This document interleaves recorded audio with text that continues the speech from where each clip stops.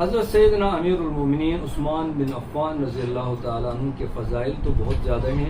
اگر ان کے صرف سخاوت کے باب کے اندر ان کے فضائل کو اگر دیکھا جائے، مسجد نبی کی توسیع کو اگر دیکھا جائے تو مسجد نبی کی زمین خرید کر مسجد کو توسیع دینے کے اندر سب سے پہلے عثمان آپ کو نظر آئیں گے. اور مدینے کے اندر لوگوں کو پانی کی ضرورت ہو، بیر روما کو خرید کر بڑی قیمت ادا کر کے